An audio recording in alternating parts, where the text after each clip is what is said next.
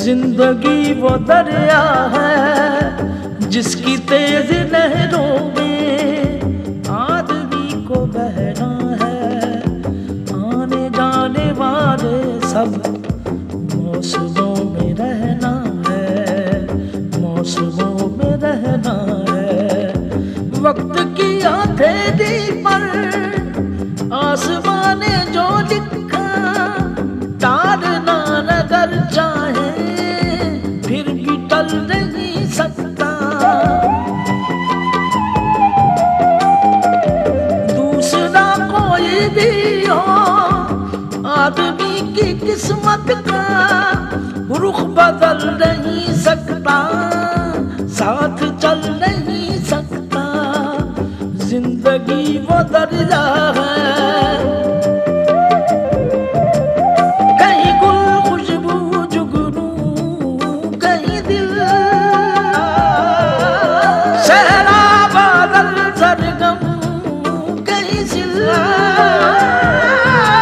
और कहीं पे है चट्टान इंसान, चट्टान चट्टान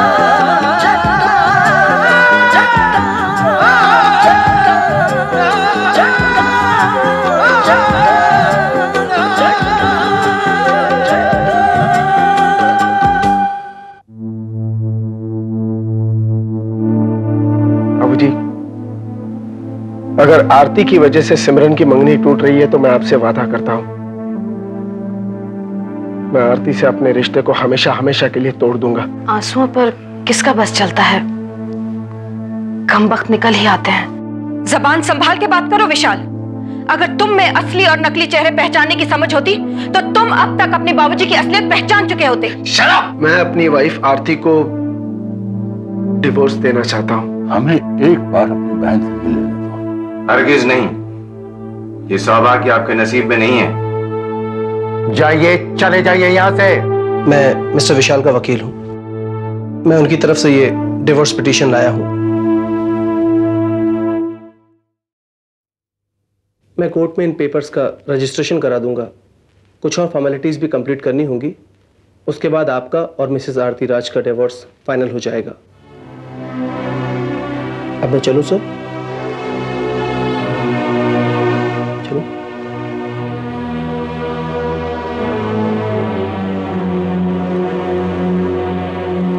थैंक यू।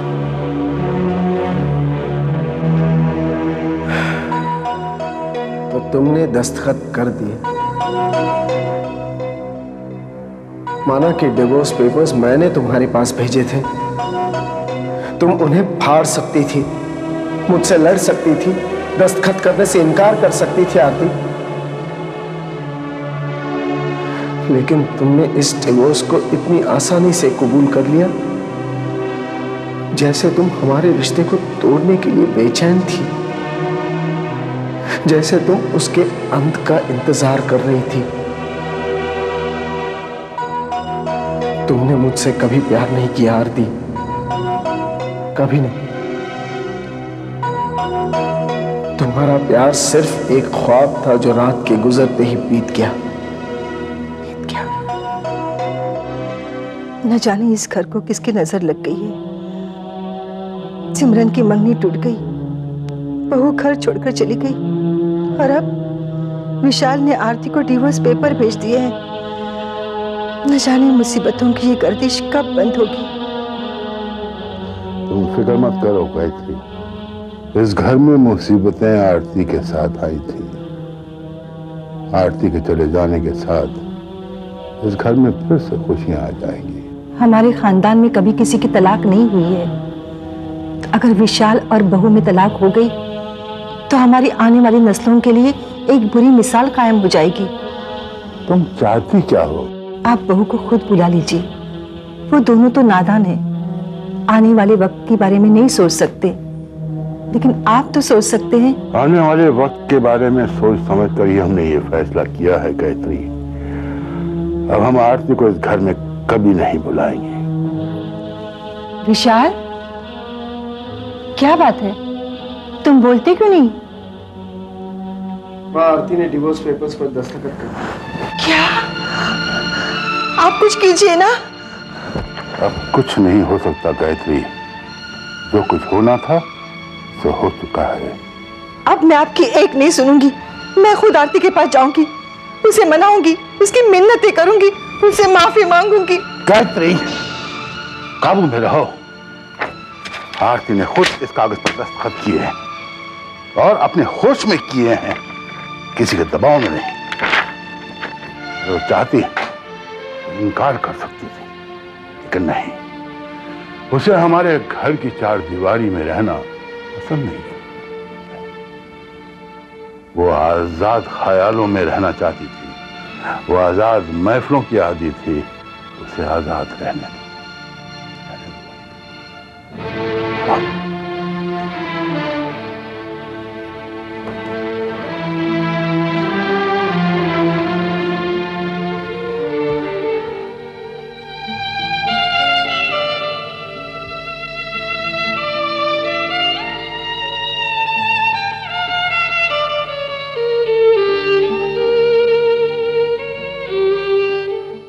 मुझे पूरा यकीन है कि विशाल ने सिर्फ तुमको आजमाने के लिए तुम्हारे पास ये तलाक के कागजात भेजे थे। वो देखना चाहता है कि तुम क्या फैसला करते हैं। मोहब्बत के रिश्ते की बुनियाद यकीन पर रखी जाती है गुल चाचा, और जिन पर यकीन होता है उन्हें आजमाया नहीं जाता। एक बच्चा, मियां बीवी की जिंदगी में कई बार ऐसे मरहले आते हैं जब दोनों का यकीन डगमगाने लगते हैं, दोनों एक दूसरे के प्यार पर शक करने लगते हैं। मैं जानती हूँ गुल चाचा, लेकिन यहाँ शक की बात नहीं थी। मेरे और विशाल के रिश्ते में दरार पड़ चुकी थी, जो दिन ब दिन बढ़ती जा रही थी। मैंने आपको कभी नहीं बताया गुल चाचा कि उस घर में मुझ पर क्या बीती। पहले दिन से ही बाबूजी ने मेरे साथ गैरों जैसा बर्ताव किया। मैं उस घर की बहू थी, लेकिन उन्होंने कभी मुझे आशीर्वाद नहीं दिया। मैं उनके कदमों में अपना सर झुका लेती थी तो वो मुंह फेर लेते थे। मैं उनकी खिदमत करने की कोशिश करती थी तो वो मुझे डांटते थे। घर में गलती कोई करता था, लेकिन इल्जाम हमेशा मेरे पे आता था। मैं ही हर मुसीबत की जड़ थी, हर परेशानी की वजह थी। गुल चाचा, उस घर में किसी ने मुझे अपना नहीं समझा। सब्र कर बच्चा, सब्र कर। सब्र में बड़ा कुव्वत है, बड़ी ताकत है। मैं सब्र के हर सीमा पार कर चुकी थी, इसलिए मैंने दस्तखत कर लिए। उस दस्तखत के साथ मेरी सारी उम्मीदें, मेरे ख्वाब, मेरे अरमान मौत की नींद सो गई।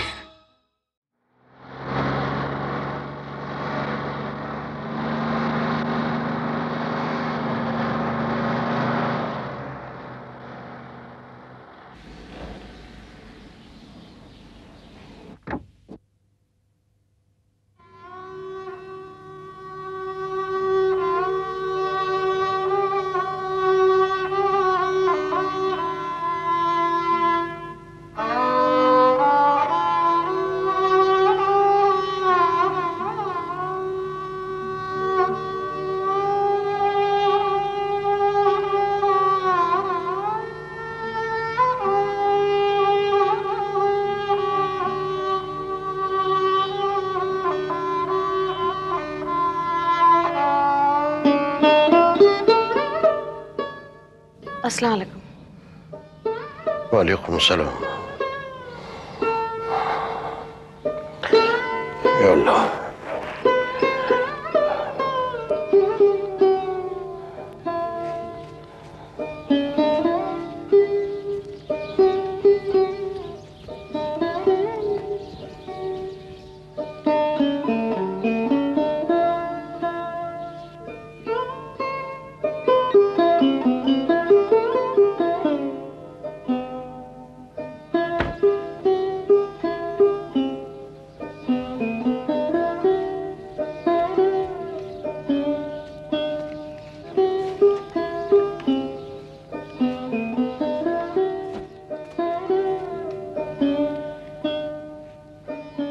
क्या बात है खान साहब, आप परेशान लग रहे हैं। हाँ बीबी, आज एक ऐसा मनहूस वाकया हुआ है जिसने मेरे ज़हन को हिला के रख दिया है। खुदा खैर करे, ऐसी क्या बात हो गई? मेरा एक बहुत करीबी दोस्त है, उसके बेटे और बहू में तलाक हो गई है। ओह, ये तो वाकई अफसोस की बात है। उससे बड़ी अफसोस की बात यह है, हजार कोशिश करने के बावजूद हम बुजुर्ग इस तलाक को रोक नहीं सके।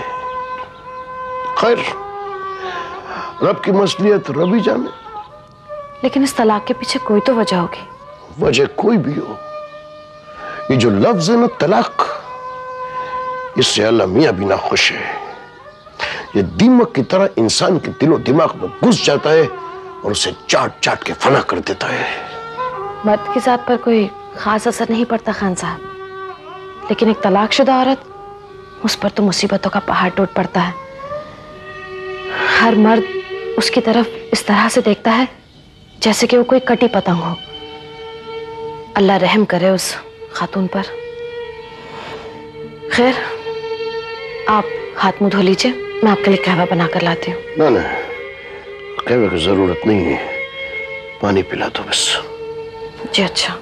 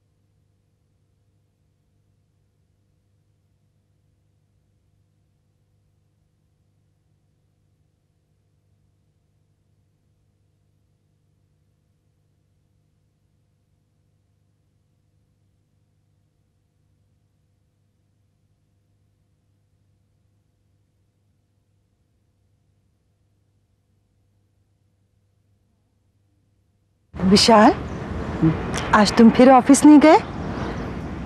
मन नहीं कर रहा माँ। मन की बात सुनेगा तो फिर भटक जाएगा बेटे। अकल की बात सुन और खुद को काम में व्यस्त कर ले। दुख को भुलाने का इससे बेहतर कोई इलाज नहीं है। आरती की एक एक बात याद आती है माँ, एक एक बात याद आती है। उसकी हंसी, उसकी शरारत, उसकी मासूमियत। कौन कह सकता था कि इतनी भोली भाली औरत के सीने में इतना कठोर दिल है। उसका दिल कठोर था या नहीं, ये मैं नहीं जानती। मैं सिर्फ इतना जानती हूँ कि आरती एक स्वाभिमानी लड़की थी और उसका स्वाभिमान उसका दुश्मन बन गया और हम सबके सुख के सर्वनाश का कारण भी। बेटी, औरत को देवी कहा जाता है क्योंकि वो त्याग करना जानती है।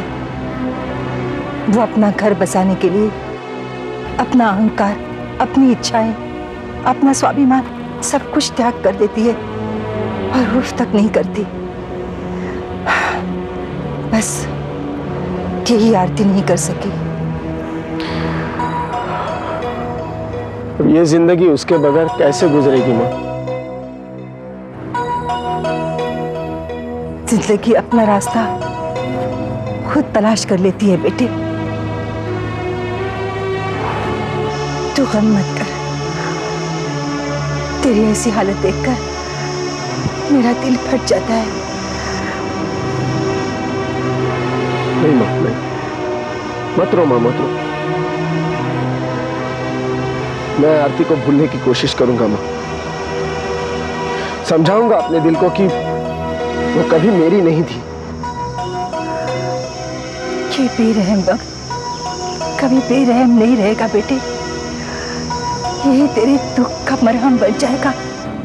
हाँ, चल चल बेटी, आजा।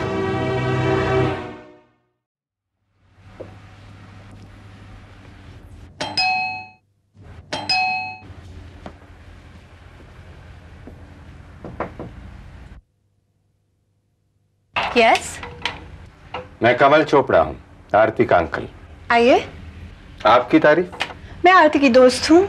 आरती आजकल मेरे साथ रहती है। आरती को इत्तला करिए कि मैं उसे मिलने आया हूँ। वो तो घर पे नहीं है।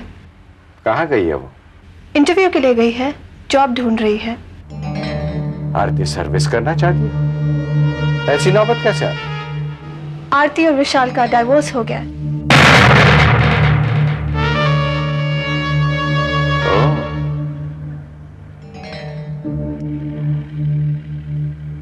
बहुत अफसोस हुआ सुनकर। आरती बहुत परेशान हो गई। जी हाँ, परेशान थी, लेकिन अब संभल गई है। जॉब मिलते ही बिजी हो जाएगी। अच्छा, मैं चलता हूँ। ओके। और आरती से कहिए कि तसल्ली रखे और कोई भी जरूरत हो तो मुझे टेलीफोन करिए। Okay, thank you. Bye bye.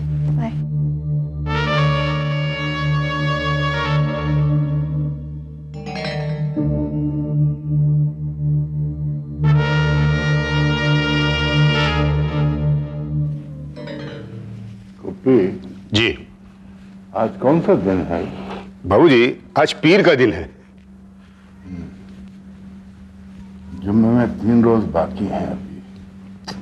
जी हाँ, आपको गुल चाचा की याद सता रही होगी ना?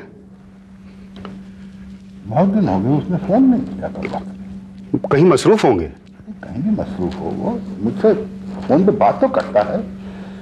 मैं फिर कहता कि जरूर कोई बात है। तो इसमें क्या बात है? अभी मोबाइल से फोन करके पूछे लेते हैं। ये क्यों उठाया तुमने? गुल चाचा से बात कर लेते हैं। रख दो उसे वहां पर। जी, वो रख दो। जाओ, हमारी गाड़ी निकलवाओ, हम खुद उससे मिलने जाएंगे। मगर बाबूजी, आपकी तबीयत ठीक नहीं है, आपको चला। तबीयत ठीक हो जाएगी उसे देखते ही। तुम जाओ, हमारी गाड़ी निकालो, जाओ। जी अच्छा। मधु को बोलो हमारी गाड़ी निकाले। जी, लेकिन बाबूजी एक बात बोलूं? कहो। आप जिद्दी बहुत हैं। तुम जाते कि नहीं जाते? जी जी जी। हमारी गाड़ी निकलवाओ। बहुत जिद्दी हैं। क्या जानते?